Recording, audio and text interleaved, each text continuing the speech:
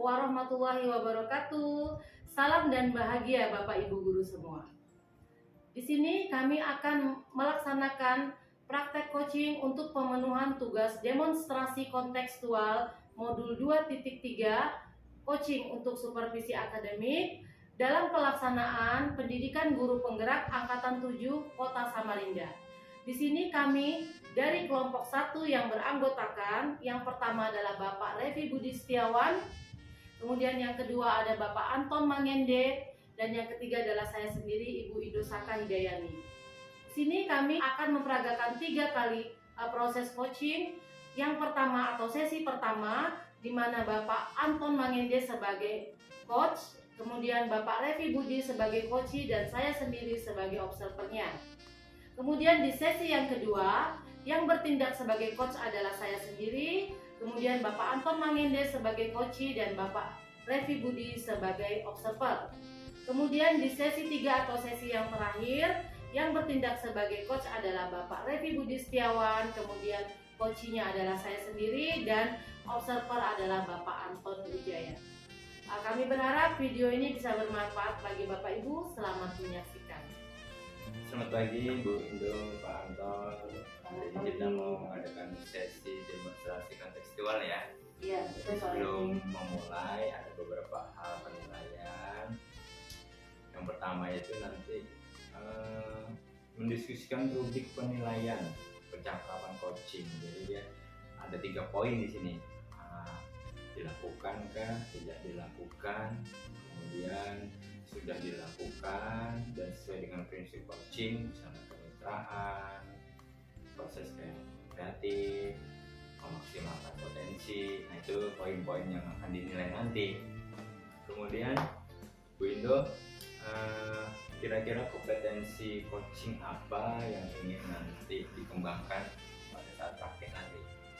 Baik, terima kasih Pak Revi. Di sini saya berperan sebagai coach. Dalam proses coaching ini saya ingin mengembangkan kompetensi membuat pertanyaan yang berbobot, jadi pertanyaan yang menggiring ke coach untuk menemukan permasalahannya, kemudian mencari solusi daripada permasalahannya itu. Jadi kadang-kadang saya melihat seorang coach itu dia akan menemukan kondisi di mana dia percakapannya itu tidak bisa berlanjut gitu.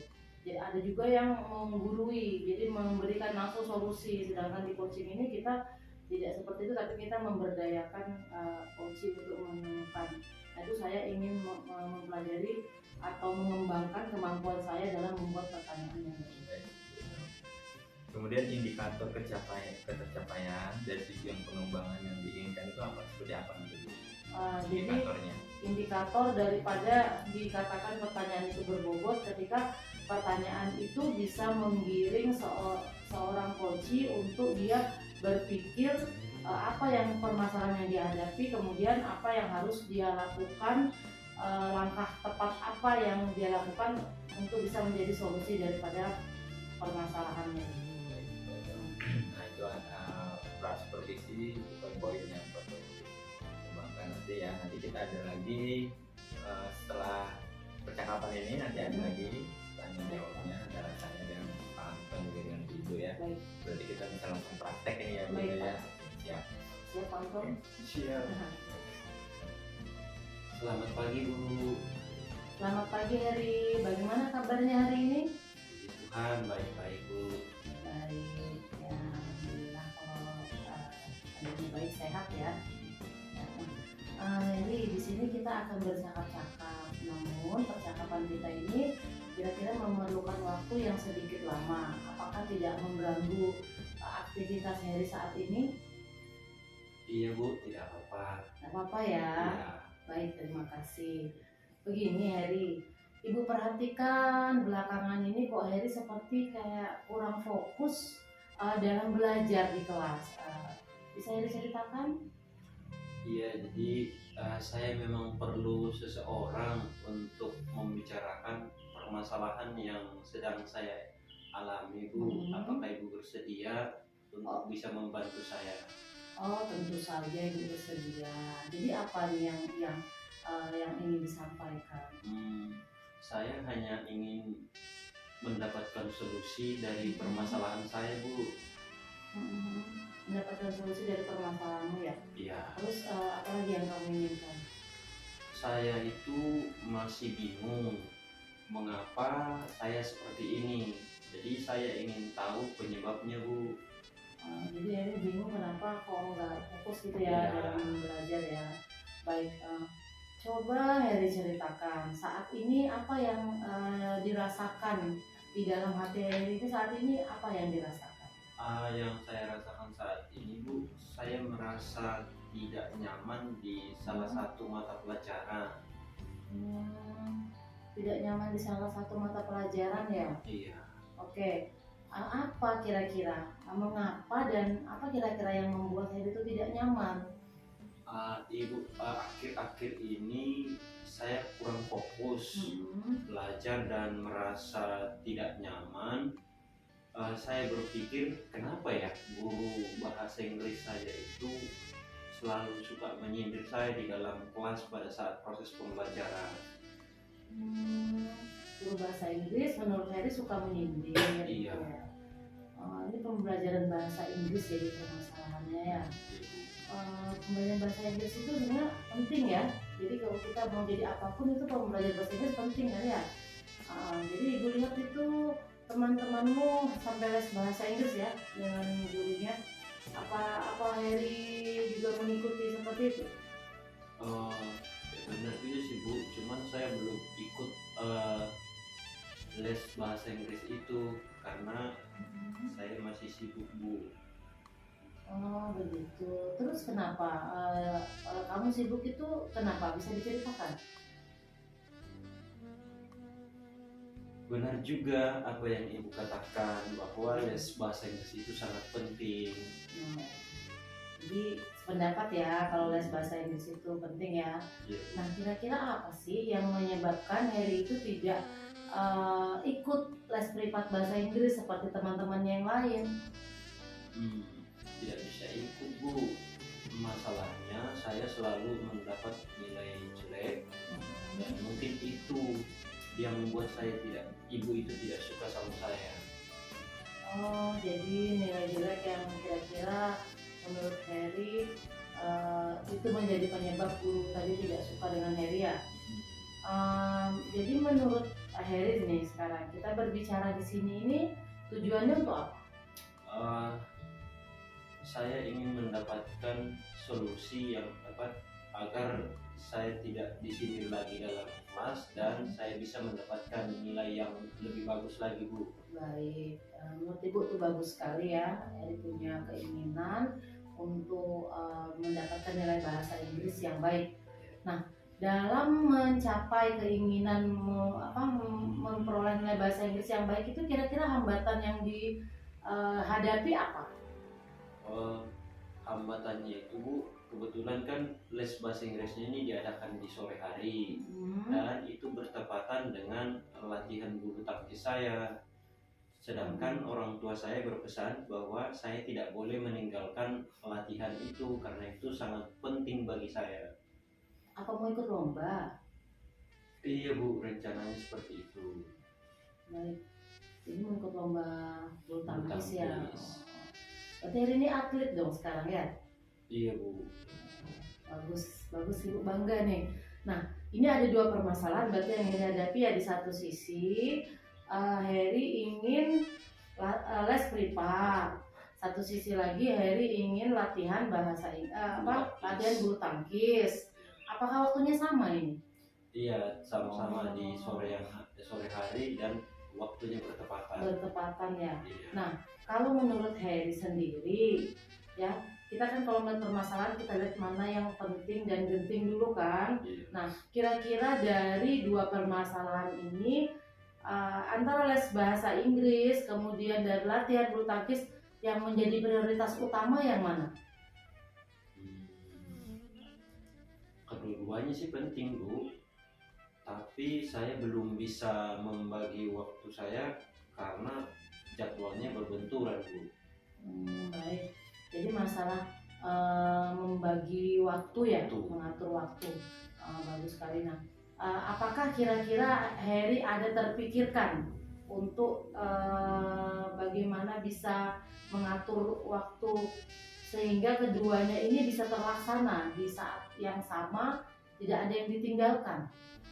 Kalau saya rencananya akan menemui guru bahasa Inggris dan meminta untuk memberikan saya link pembelajaran berupa video tadi, dan mungkin bisa meminta kepada guru bahasa Inggris untuk mengatur jadwalnya supaya saya bisa diaturkan waktu di hari Sabtu, karena kebetulan hari Sabtu saya tidak ada latihan tangkis.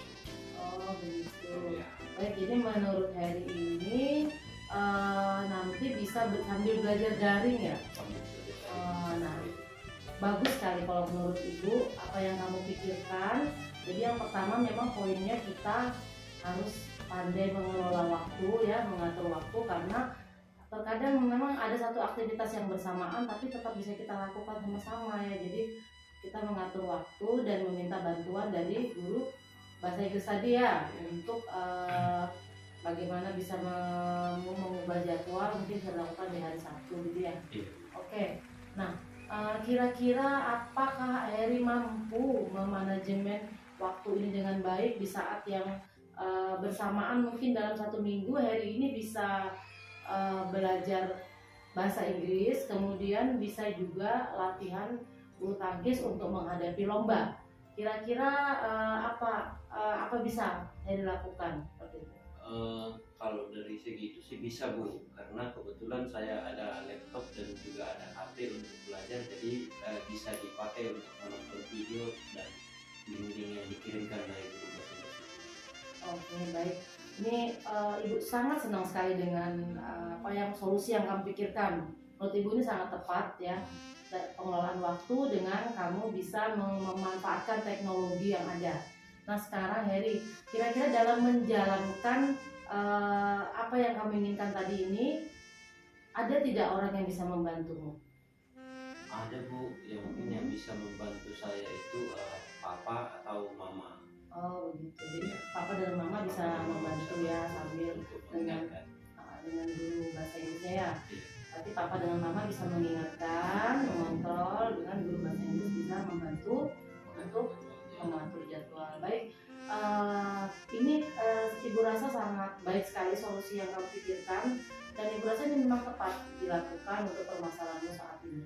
Gitu. Ya, sekarang kira-kira setelah kita berbicara seperti ini, apa yang Heri rasakan? Iya Bu, saya berterima kasih atas bimbingannya. Saya merasa lega dan senang sudah mendapatkan solusi dari permasalahan yang sedang saya alami. Iya, sama-sama. Ibu juga lega ya. Ibu juga ikut mendoakan supaya apa yang Heri rencanakan bisa dilaksanakan dengan lancar ya.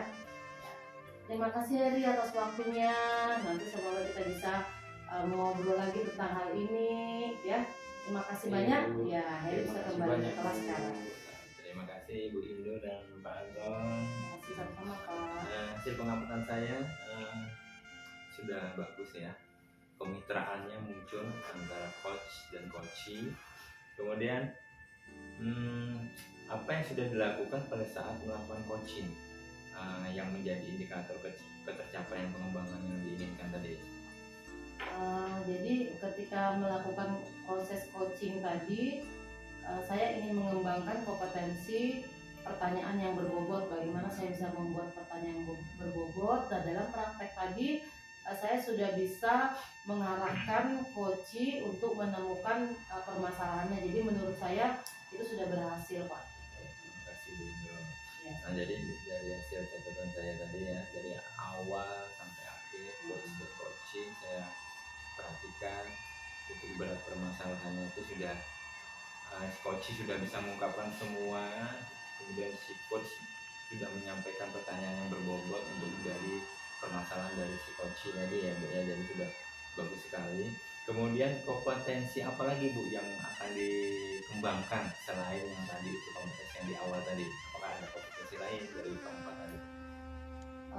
Sebenarnya kalau ingin dikembangkan sih ya yang 3 itu Pak, tapi saya prioritasnya ke mendengarkan dengan rasa Pak. Jadi bagaimana mendengarkan dengan rasa itu seperti apa, nanti akan saya dipelajari lagi dan bisa saya praktekkan dalam proses coaching dengan alur pintar. Itu saja penilaian dari saya Ibu di Indra Sulanto. Ya, terima kasih banyak Pak Devi. Terima kasih. Ya, semuanya. Baik Bapak Ibu semua, demikian tadi sudah kita saksikan bersama praktek dari coaching untuk supervisi akademik yang menggunakan alur tirta selama 3 sesi yang kami laksanakan secara bergantian. Semoga video ini bisa bermanfaat bagi kita semua. Baik, makan rambutan di tengah hutan di bawah rindangnya pohon jati.